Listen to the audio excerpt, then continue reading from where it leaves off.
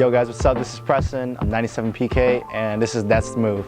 You're watching Disney Channel. No, I'm fucking around. I got into making videos when I pretty much quit on photography. I was doing photography for like 3 years straight after when I graduated high school, and it got kind of stale to me. So essentially, I just pretty much just quit that whole thing. I did my first music video with Cash Kid in them, and ever since then, like, you know, history is just telling itself right now. Like, I just keep doing more and more and more, and I've been branching myself off more than just music videos, like doing like documentaries, short films now, trying to do my first short film. What else? Like commercial videos as well too, something like that. It was kind of hard because I was actually, when I was going to school at the time at hold on, I fucked up. hold on. Okay. I gotta stop saying I pretty much wanted to do videos because I didn't want to work my usual 9 to 5 anymore, and I ended up just giving up on doing photography. I ended up giving up on school in general because I dropped out of college, and I'm not gonna lie to you kids, don't do what I did, but I used my college funds for funding my filming, so don't do that, please. 97 PK, what's funny is the day of when I shot my first music video with Cash Kid, it was off tip literally. It was just, they just asked me like, hey, what's your director name? I was like, Preston Kue. They're like, no dude, your director name, like you need a name. I was like, I don't know, what the hell should I go with? And then just 97 is the year I was born, and PK for Preston Kue. So I was like, okay, I'm gonna go by 97 PK. But majority of the people that like I work with, they just call me PK for short. Yeah, shout out to my friends Surreal or Anthony. He created my new logo that actually came up. The original one was actually made by my friend Brandon. And what's really funny is the original logo was actually supposed to represent the font lettering. I don't know if you could tell, but I don't know if you ever played like RuneScape back in the day or something like that. But that's where I got the PK from, because you know, when you like beat people in like PvP worlds, you PK them. You feel me? But that's literally where I got PK from. But you know, also no Preston Kue as well. So my favorite I've made so far. Ooh, that's hard because I'm continually growing into my music videos, like on and on. So they just keep surpassing each other, like more and more and more. I think when I first came out my first year, my first favorite would probably have to be the one I made for Montana 300, because that was just an opportunity of a lifetime right there. So I'm just thankful for that one. But I think the second favorite one in my second year, well, technically it's not my second year, it was 2017 and 2018. I think probably with Rokan, because it was really funny. Like, this is literally like back in January when we shot Rokan's video, and we were like in discussions about doing a music video for the longest time, and we would just go back and forth because, like, you know what I mean, like when you work with rappers, sometimes like there's those moments when you really don't get any professionality in it. So we were just like going back and forth, going like, oh, let's shoot this day, and like, all right, bet. So we were going for, I think, January 15th, and the day of, I go to my studio, I open up everything, I get my lights out, and I set up everything for him. He goes, hey bro, I'm not gonna make it today. I'm like, oh my god, bro, like why? Like, why would you not come?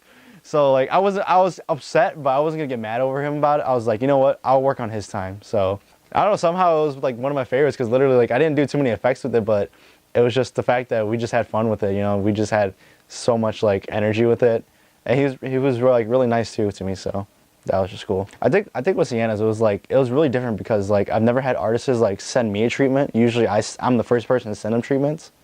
With her crew, they literally emailed me like a whole treatment, and it was just like probably the most professional thing I've ever seen in my entire life. I was like, wow, like you guys are really like on your stuff. They're really professional about what they do, and she's really serious about her image too. So that helped. That definitely helped me out a lot to create more of a vision for her music video. And you know, when you have two brains that are going at it with each other and you guys are both creative, it definitely helps out a lot to create like the final product. My favorite directors, man. I think my favorite directors, I'm not going to include myself because I don't think I'm not even my favorite yet, but I would say for movies like Tarantino, Scorsese's, Edgar Wright, and Hype Williams too. Like those four are definitely some of my favorites. Like when I watch Tarantino, I probably remember Samuel Jackson's performance more than anything else. Or who's the other guy? Who's the white guy again? You know what movie? Pulp Fiction. Oh, John Travolta. Yeah, John Travolta. Yeah, like I remember those two more than anything else. But then when I realized it was directed by Tarantino and his style, I was like, man, I paid attention to that more than acting now. I was like, wow, like you never really noticed that. But as soon as I became a videographer, I was like, that was a sweet transition. That was a cool zoom in, or that was a sweet shot. And like I'm starting to like think of all these things because I'm like, man, I can mimic some of these things too. Now music video directors, man, I'm really picky with music video directors now. Of course, I'm gonna be really biased to some of these ones because I mimic some of their styles, like Brother, Cole Bennett, of course, because all love towards them. Trying to think who else. Daps is really good. I love Daps' stuff. Trying to think. Of course, ASAP Mob. Of course, AWGE, Haji Films. Like those guys are big inspirations for me. Director X, of course. Like he did all like Sean Paul's like stuff back in the days, like Give Me the Light. And then back to Hype Williams again. Of course, he did all the Busta Rhymes like videos. He was the person that did all the big fisheye type of things. So those are definitely some of my biggest inspirations and my favorite directors of all time. Ooh, my favorite music video of all time. Low key, it has to be probably Travis Scott's Goosebumps. And I'm really biased towards that because that's what got me back into videos. I used to make like Call of Duty edits back in the days, and literally they weren't good at all. And I always deleted them. Like I would post them on YouTube, just delete them. And I did like sneaker reviews and stuff like that. So as soon as I saw like that music video, I was like, man, that's a style that like I don't think anybody else I've seen has recreated that ever. Like I didn't even know it existed. So one day my friends was like, yo, you seen the Travis Scott video? I'm like, no, I haven't seen it yet. Like, so I watched it. I'm just like, bro, I'm like mind blown right now. For my favorite artists that I've worked with creatively, I think pretty much everyone's equally creative. I never really pick and choose like one person to be really creative. Everybody always gives me like different treatments, or I give them different treatments. And yeah, essentially, I can't pick one person just because everything's always different. My videos will always be something either really innovative or something really different, or maybe the mood's different, maybe the vibe's different. When people see my videos, they know that it's different. So like if they try to compare each and every one, it's like not one of them has like a signature thing yet. I would say like probably my signature thing in videos though for everybody's videos is probably the dolly zoom. Like that's probably it, where like the foreground, the person is like moving back and forth. And I think that's the only thing, but I don't think anybody notices that yet, but one day someone will. Man, favorite thing about being a director, it's just bringing people's visions to life, man. Like a lot of these artists that come up to me for these music videos or these companies or like businesses, they would just be like, hey, I want like something like this, but can you put your twist into it? I'm like, yes, like easily, I can easily do that for you. Usually with artists, it's like we go back and forth about what kind of edits we want. We'll go back and forth about the storyline. And with businesses and commercials, usually most of the time with them, they would usually like give me like a little timeline that they want and just the simple things that they need. But I would also give them a twist into it. Like I would do like my cool transitions and stuff like that, or I would like color grade it in a certain mood, or I would give like the video a lot of like oomph into it, like a lot of like exaggerated like movements, but it just makes the video much more surreal than what it's supposed to be. So people would be like, man, that person put a lot of effort into that video. It's like, yes, I'm trying to put a lot of effort into these videos, yes. So yeah, I think that answered that question. I believe so. Ooh, the most annoying thing about being a director, I think in the beginning, just nobody really takes you serious. I knew that because a lot of people would just brush me off, or they wouldn't really listen to my vision. They would just be like, I just want to shoot right here, and I just want to shoot right here, and I think that's the video, and that's it. I'll be like, that's kind of boring, but you know what I mean? Like, why would we do that? But at the time, that was when I first started out, and I didn't really have like, I don't think I still have a name now, but I didn't have like a little bit of a portfolio to show off to people.